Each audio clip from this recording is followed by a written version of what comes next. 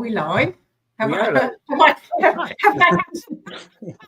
think we might be live. I'm hoping so. I know I was having a bit of a nightmare with my my event when I was setting it up. But hey, let's hope we are live. Another one of the fabulous evenings with Dan and Mark. How are you both? Very good, thanks, Laura. Yep, the sun is shining and it hasn't been for a while, so I'm in good form. Well, you say the sun is shining. It was been promising all day, but actually, seemingly it's only now the sun is shining here. We've had it most of the day in the south of Scotland. So we should all head north then, is what you're saying, really? No, stay down there. No. So here we are, healthy masculinity. Was that Mark? I was going to say, don't go ruining our lovely part of the world. Is that what you're saying? Is that what you're saying? You've read between the lines there, Mark. That isn't what I said. Yeah, it's like in Ireland. Like, this is a beautiful country, but if it was sunny all the time, it'd be horrible. It'd be full of people all the time. It'd be too busy. So people only come who want to be here. Hey, that's what we like. So here we are again, our monthly meet. So healthy masculinity. I don't know. I'm going to throw it out there to you both. What kind of masculinity are we modeling for the next generation? I mean, I don't know, even for the current generation, perhaps. Because I think, we talk about strength, and I think strength has many different connotations for many different people. But I think really it's about character, courage, and connection. I don't know. How about you guys? What to you is kind of masculinity that we should be modeling? Well, I'll go first. Big question. If you have a look down there, just under my name, that's the name of my business and also my life philosophy. So I feel like this is probably my domain, right? So first of all, let's be clear about masculinity, right? So masculinity, 1, is not a social construct. 2, is something both men and women have. So we all have masculine and feminine energy. Now, what's the sort of masculinity we want to be role modeling? What is healthy masculinity? For a starter, it's somebody who realizes they have both masculine and feminine energy. So they're not dominated by one particular energy and suppressing another. So it's accepting yourself, being a whole man, I guess, is healthy masculinity. Now, masculinity, as I said, it's not a social construct. We are mammals and we have adaptive behaviors that we've developed over millions of years. We cannot just throw them out because socially we don't want them anymore. So men and our masculine energy is hardwired to take risks, to be competitive, to solve problems, to provide and protect, and to have a sensitivity to status and hierarchy. That is wired within us. Healthy masculinity, for a kickoff, is understanding that we are wired, our physiology is Stone Age. And part of that, being a man and masculinity, is that Stone Age version of man. Modern humans in the Great Deal of Evolution is tiny. It's a tiny amount. So we must understand that. Self-awareness is absolutely key to healthy masculinity. Knowing, being, accepting, and loving yourself, whatever type of man that you are. We have more masculine men, we have more feminine men, we have big men, small men, you name it. There's every type of man out there. Healthy masculinity is accepting every type of man and that every type of man is valid. It's about not making certain types of people other or less than. And of course, particularly, it's about not making women other and less than, because that is toxic masculinity, isn't it? Which is the exact opposite of healthy masculinity. Now, strength, there's an interesting one, Laura, because traditionally we think of strength as brute force strength and power as power over and dominance. Now, what we want and what we need and what our culture is demanding from men in the modern world and the version of masculinity we want to model for the next generation is one, it's about mental and emotional strength. It's about being able to regulate your emotions, understand your emotions, and be emotionally intelligent so you don't get triggered, so you don't become violent. It's about responsibility, and responsibility means your ability to respond. So that's being able to regulate, understand your emotions, and understand the emotions of others and what their emotional state means when you're interacting with them. It's also about mental strength. So having a strong mind and a strong mentality. Again, that's about knowing yourself. That's about understanding that vulnerability is not a weakness, that there are times where vulnerability actually is courageous and shows considerable strength. So that's, again, I believe, the type of masculinity we want to be modeling to the next generation. So we need to change that narrative around power, that it's not about dominating or controlling anybody. It's about we, not me. It's about inclusivity.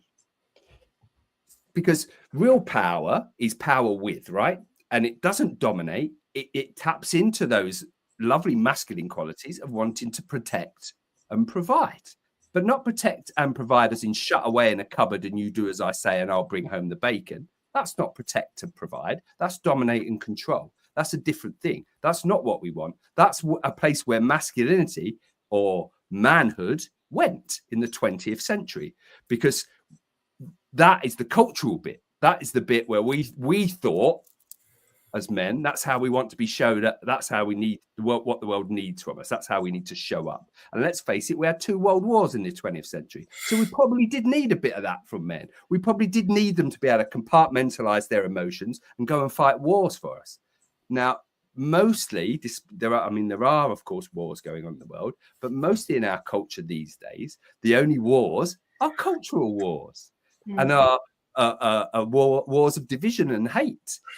Healthy masculinity is about overcoming that, is about rising above that and being inclusive, making deep connections with other people, being part of communities, and not in a hierarchical or a status sense, but communities do need leaders.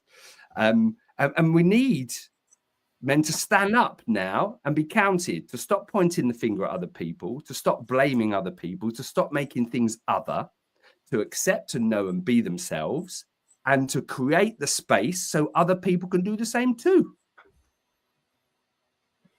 Oh my God, there's so many things that my brain is just like on. I mean, my head's curly anyway, very, like I've gone completely curly wordy. I mean, I think that it is about wholeness. It is about vulnerability, and that word in and of itself, I think, sort of puts it, for many men and women actually, kind of a little bit of a, what does that actually mean, and how vulnerable can we be, to what extent, and are we, taking a huge risk in being vulnerable, because it can be so easily abused.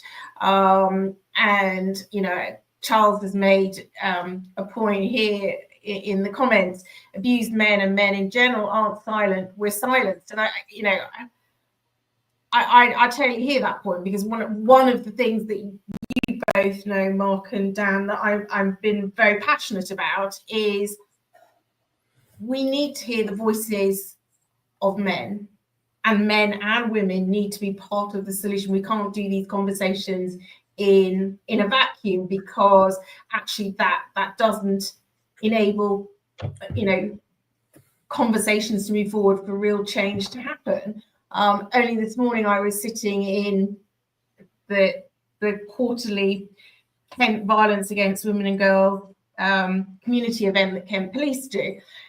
And one of the things that they asked us about that was like, well, what did we want to hear more of? And I said, me, I want to see, and I was delighted to see so many men present. There were 100 and something attendees in the session this morning, and a large proportion of those were men. And I think that for me is a real positive sign of things starting to shift. We need to hear those voices, for men to step into those spaces, because I think that for me personally is about being vulnerable. It is about being, showing healthy masculinity.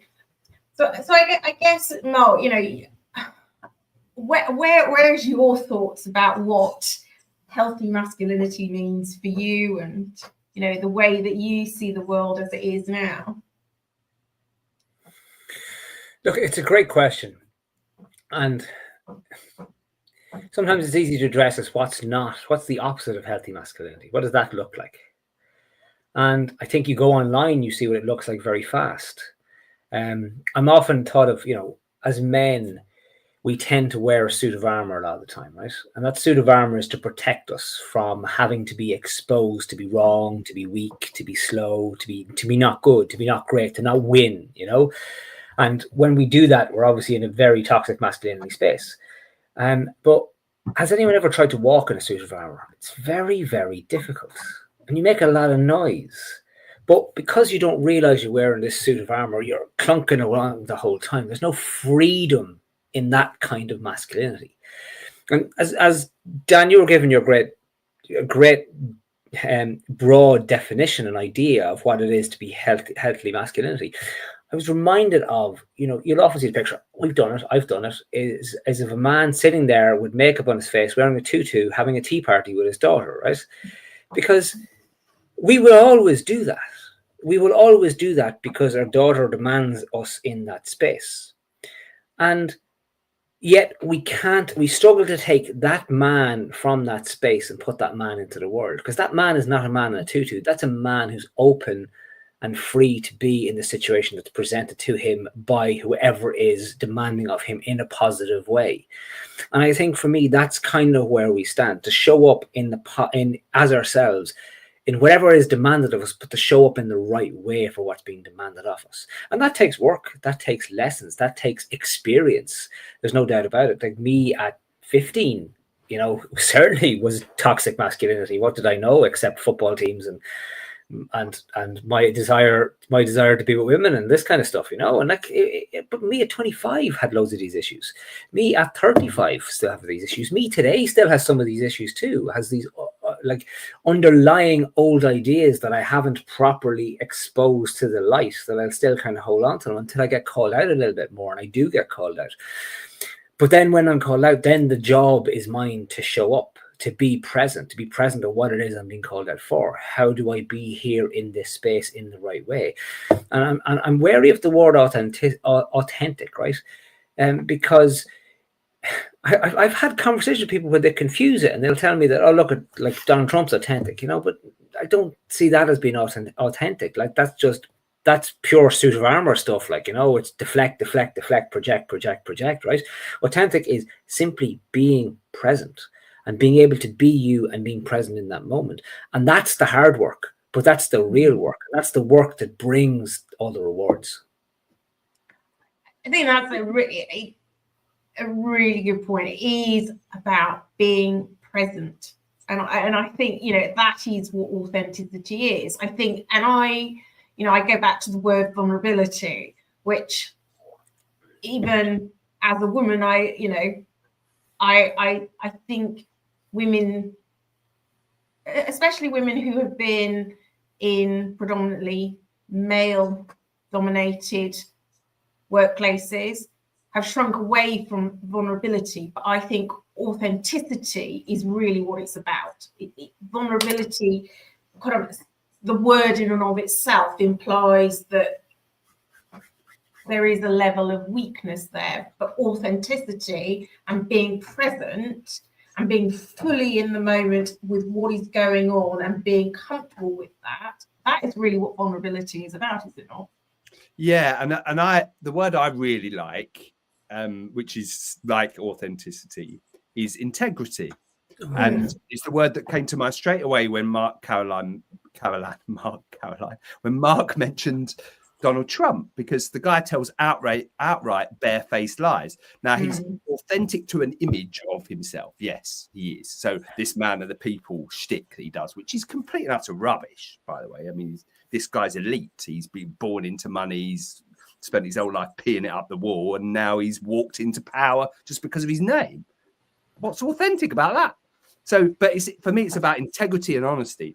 And that starts with you. You know, Mark mentioned there the suit of armor. And now that probably it's not just men who do this. I'm sure women do it too. But we all recognize that, don't we? I recognize it because I got it, you know, to my late 30s towards my 40s. I couldn't carry on with the suit of armor. It had worn me down. It had got that heavy around me. I had forgotten who I was underneath it. And I couldn't carry on with that suit of armor. So I had to kind of reconnect with who I genuinely was, my authentic self, if you like. And when I did that, when I turned my attention inwards and I worked on my self-awareness in order that I knew what I valued, what I brought to the table, what my unique gifts and talents were. I knew what I wanted to do in the world and why I wanted to do it. And when I had that, when I'd done that work, then I had presence, because I didn't need to be stuck up here all the time performing a version of myself that I thought would be acceptable, that I thought would be enough of a man. Because that's what I did. I performed a manly version of myself with bravado and banter, because I thought that's what the world wanted from me. It wasn't, or needed from me. The world needed me to be me. And I had to reconnect with that and really get to know myself. There's so much that happens to us, as you know, once we get into the adult world. And especially now in the modern world, we're so bombarded with rubbish all the time and told how rubbish we are and told how we should be and how we should look, that it's, you know, it's like if you imagine a plane that takes off and each time it goes 1 degree off target. So all the things that happen to us, all the losses we have, all the, you know, stuff that life throws at you, each time we go that 1 degree, each time we put on another bit more of armor to try and stop ourselves being hurt. And over time, this is authentic us, and here we are flying out over here now. So it's then our responsibility, which is a word I talked about earlier, to look inwards and bring the plane back and put it back on course by really get to knowing who we are and what we're about and what we can offer the world and what we can offer other people.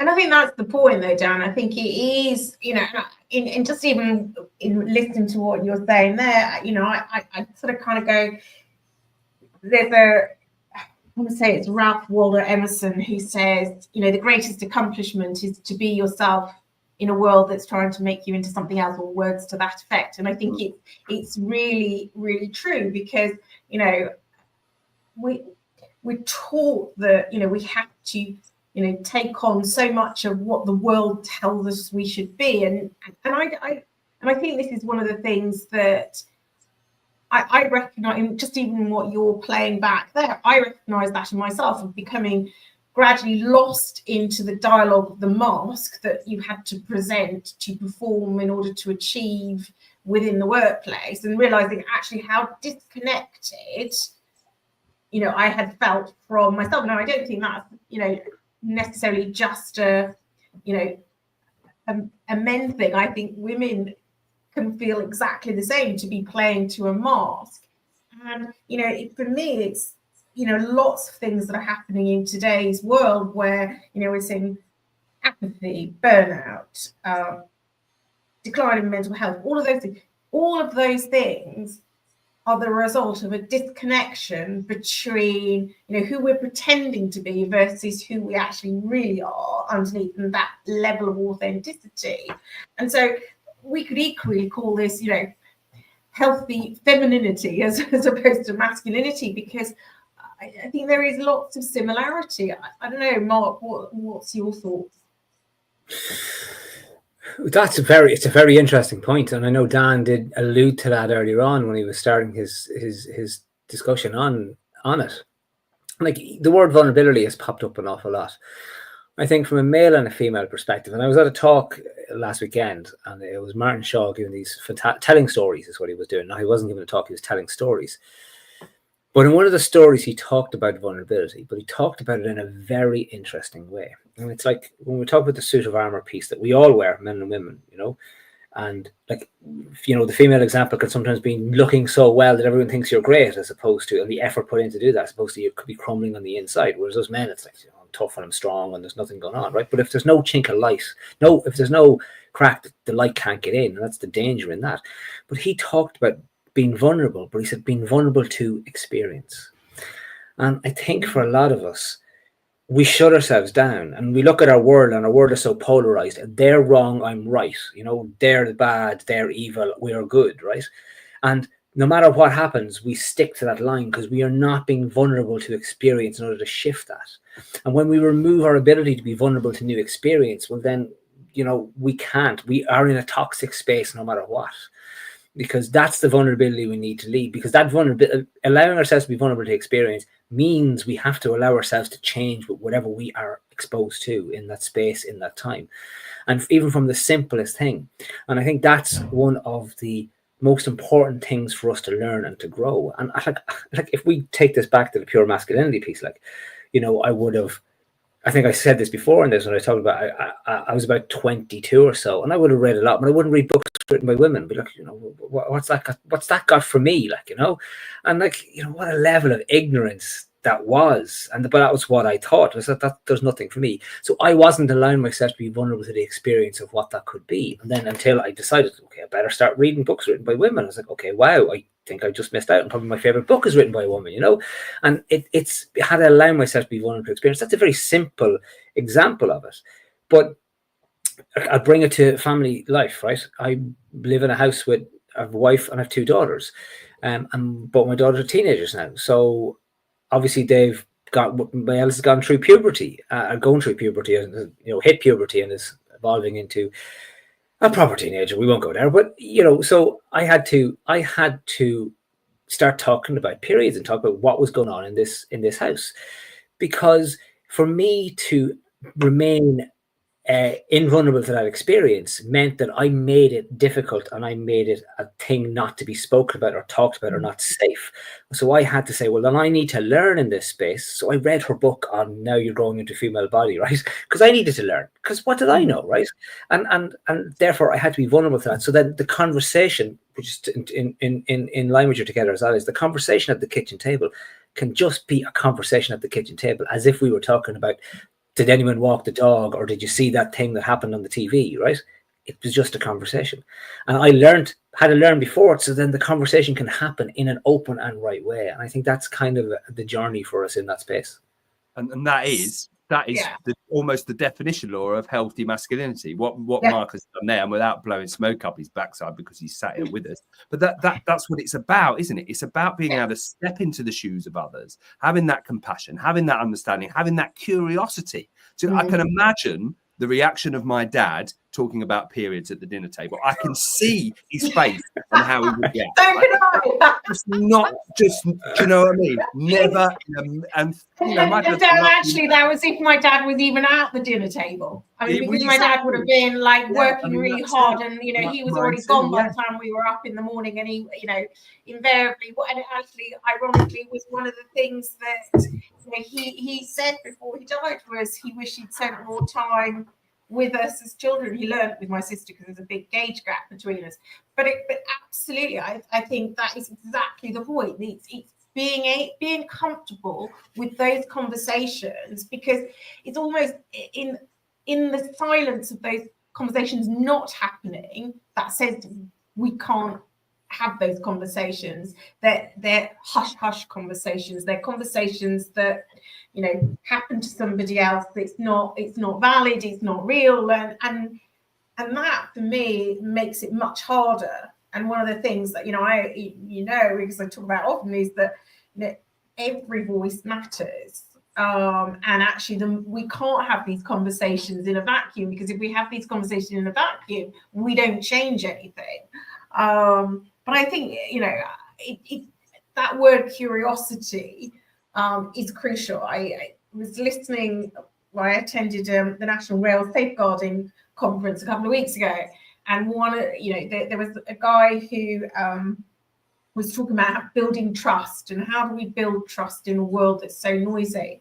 And number one was curiosity, followed by care and compassion. And I think that is absolutely spot on. And Mark, what you're describing is that sense of, you know, would you necessarily go to your wife and daughters? I was really curious, maybe not, but it is that willingness to say, this is something I don't know, and we don't know what we don't know, but I'm willing to be prepared to be curious enough to learn. So I don't feel through my silence I'm alienating or I'm isolating, other people as a consequence of my not willing to step into that space. And that's kind of what I'm hearing in what both of you are saying. It's that willingness to step into that space and going, I don't know what I don't know, but I'm prepared to learn, I guess. And that's what, for me, is probably one of the most pervasive and awful things about toxic masculinity, is that shutting down of everything that's not like me, of anything that's not considered masculine. And a lot of the things you talked about there, Laura, are often talked about, and still even to this day, called soft skills. So because you call something soft, men don't want a bar of it. I'm not interested in having soft skills. I'm a big, hard, strong man, right? But no, these are not soft skills. These are tremendously strong skills. To be able to be compassionate, to be able to walk in somebody else's shoes, to be able to be inclusive and embrace other people and other ways of being and other ways of thinking. That's strength.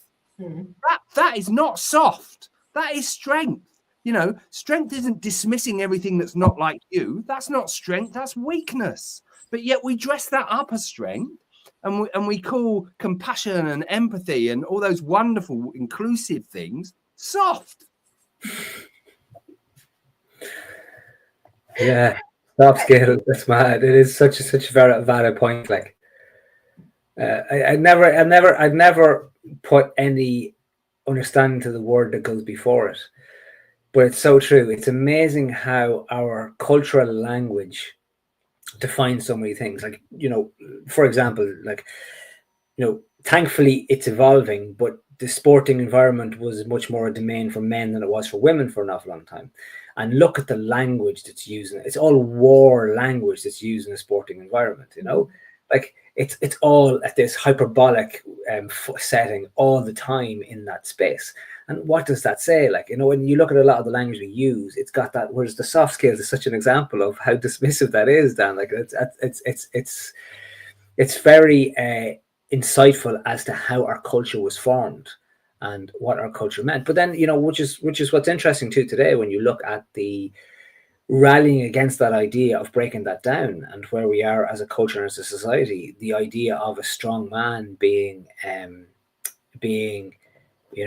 tough and not willing to let anything in, or not willing to, be broken down in any way, shape, or form, and not willing to be woke, whatever the hell people who say woke really mean by woke, which there's no doubt there's a lot of. I mean, what does that mean? I mean, I'm still getting confused. Like a badge of honor. If I'm woke, I'm happy. Yeah, call me woke as much. You may think it's an insult. I take it as a compliment, because for me it means I care. And yeah, you're damn right I care. You're damn right I care about this planet. You're damn right I care about other people.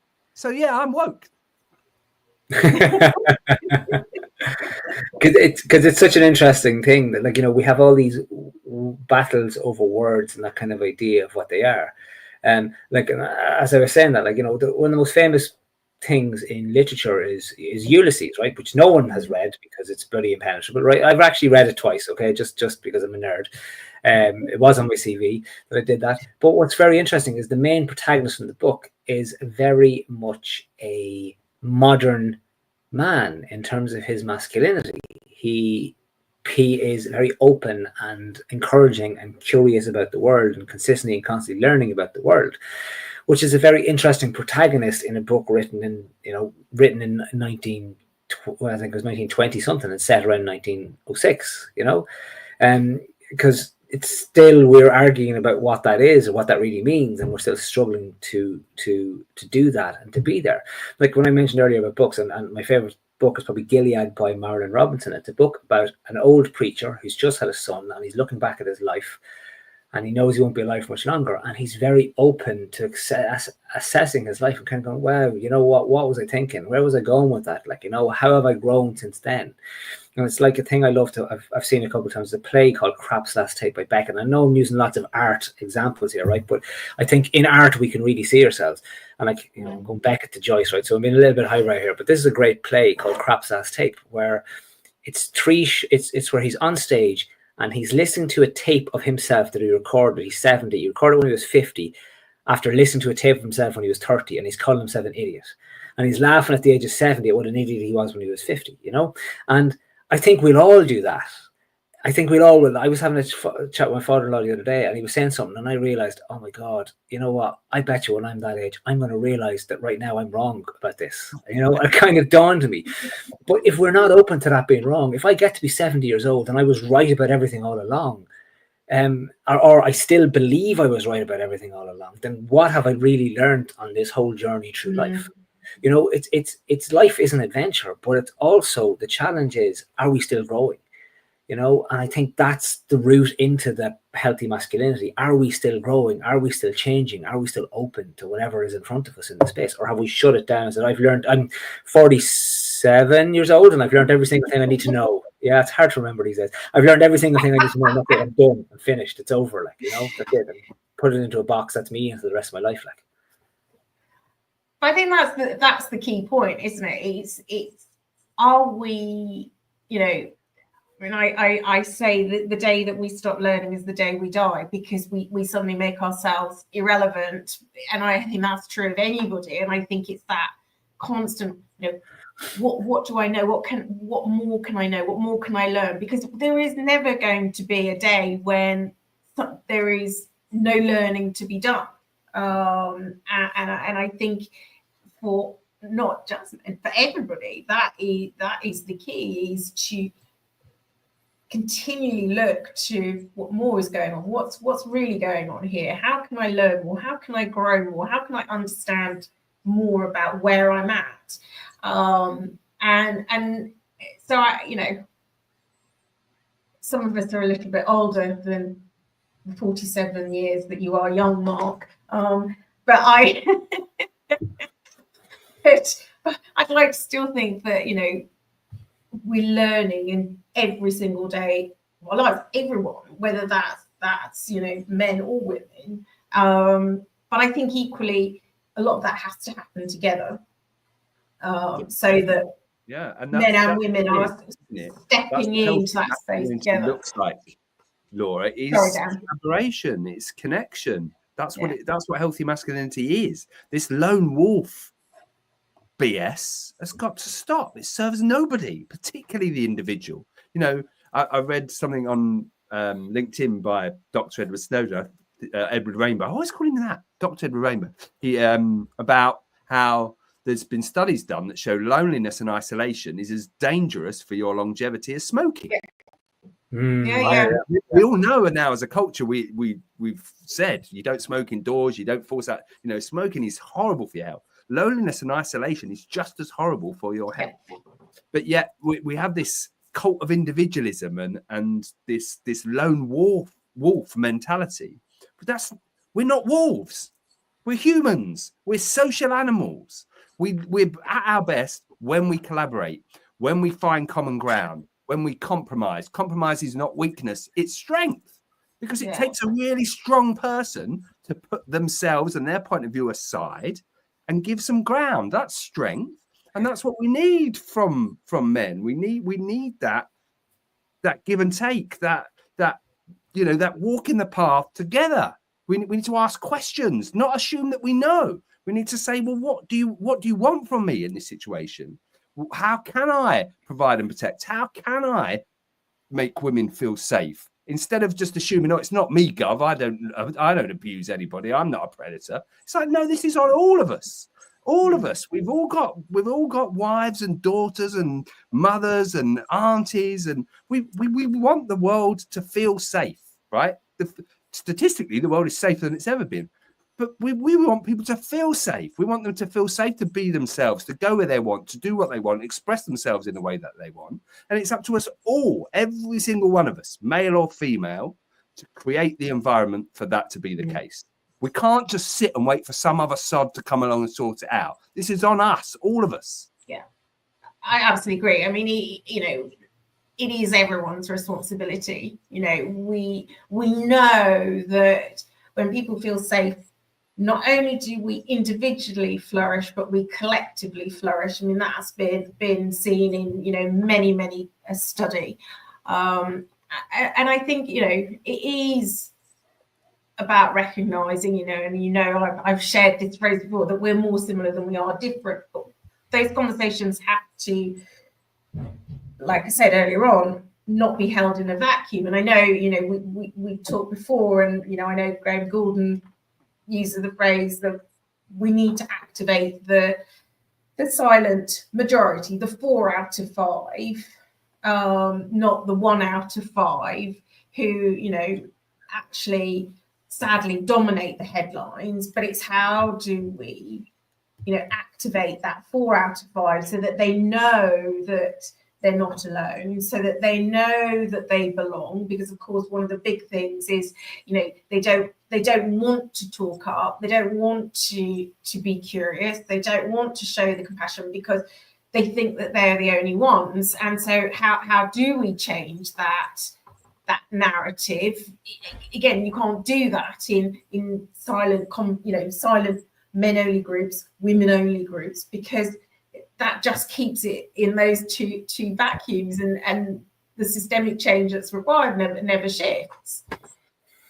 Well, here's something that's quite interesting, guys, right? And first of all, Dan, like, there is no such thing as a lone wolf. Wolves are pack animals. Like, why do we consider these things as lone wolves? Why does that? It's an invention, isn't it, Mark? It's yeah, because they're pack animals. They work as a community all the time.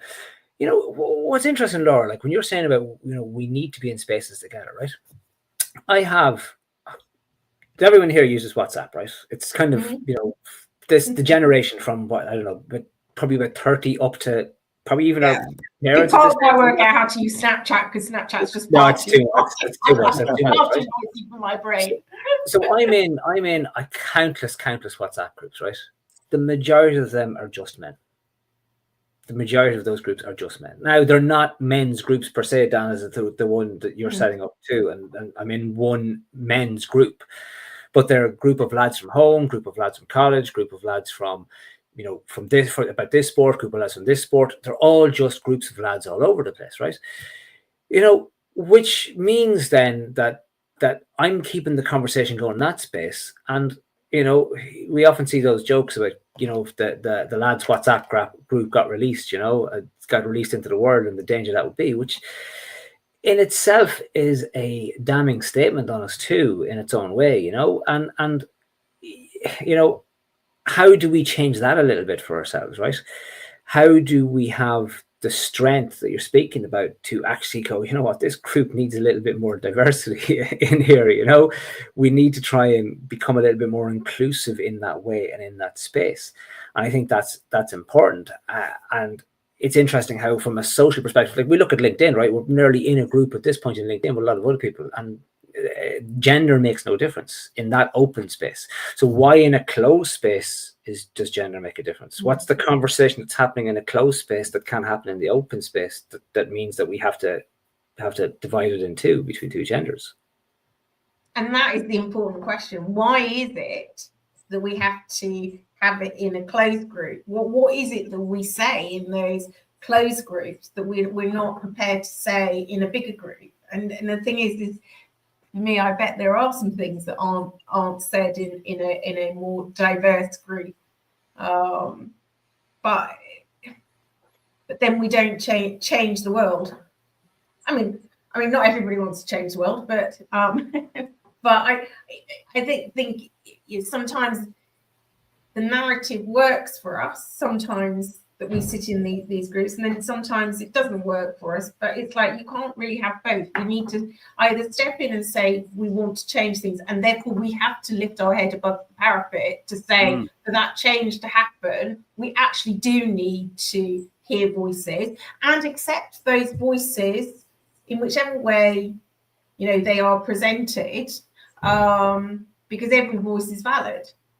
I don't think there's necessarily, you know, it's going back to this sort of wrong and right thing that we were talking about earlier on. It's not necessarily that there is a right or a wrong. It's just an opinion based on the experiences that you have personally had. And unless we're able to talk about those openly so that people can understand, then, you know, the status quo just remains, does it not?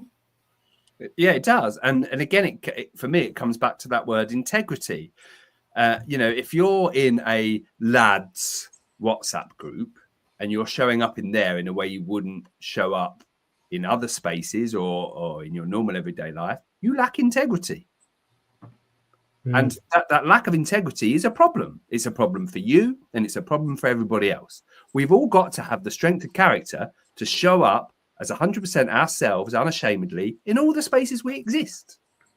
We've got to be ourselves, not perform a role of somebody we think we ought to be or should be, or in a space that Mark's talking about. There are lads WhatsApp group, join in with a load of banter and tell a load of jokes that we wouldn't in any other space. We can't do that. That's not healthy, and it's not the way forward.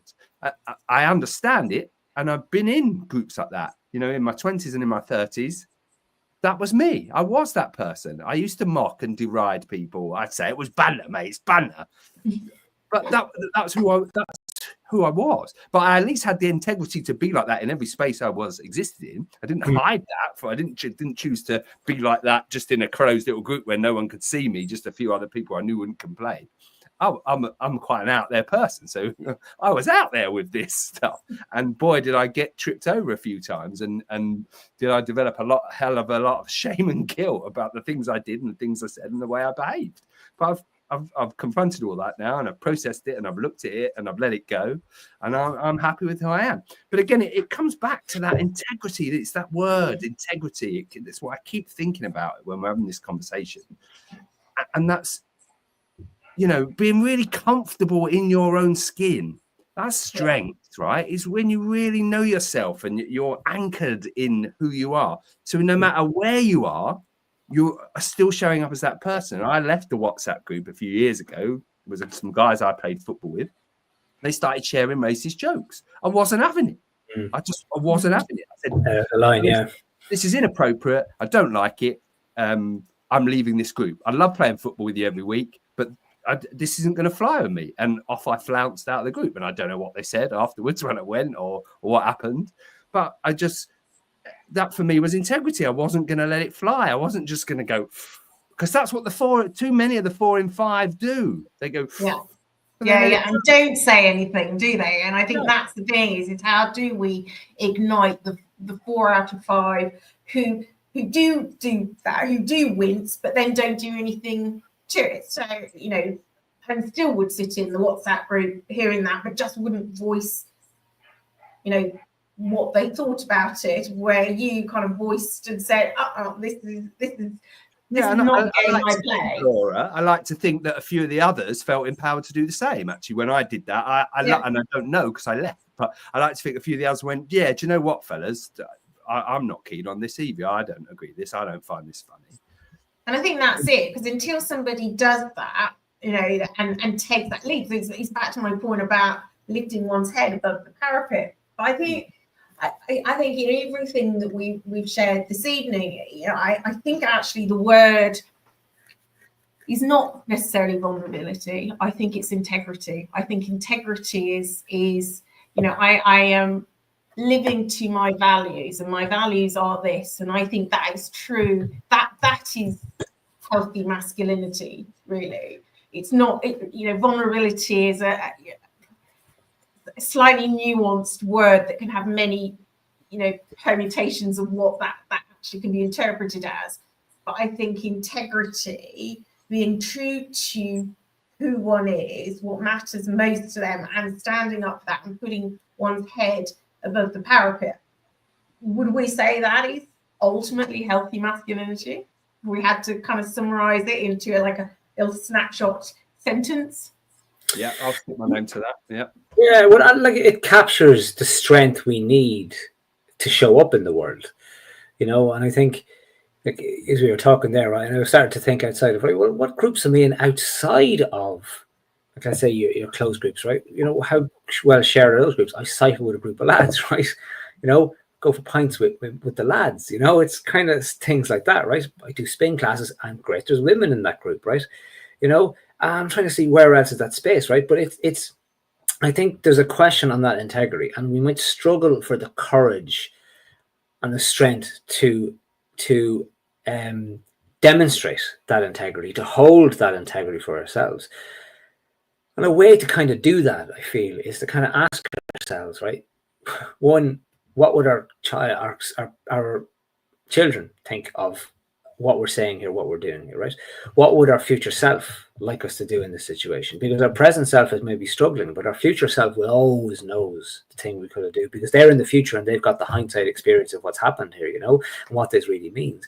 And that can be a way for us to step into that kind of integrity a little bit more, a little bit stronger, because, you know, maybe the person who's in the position right now hasn't quite grown far enough or fast enough just yet to do the right thing, and can suddenly step into the confidence and trust of their future self to actually take that next step forward, to be integral in the situation.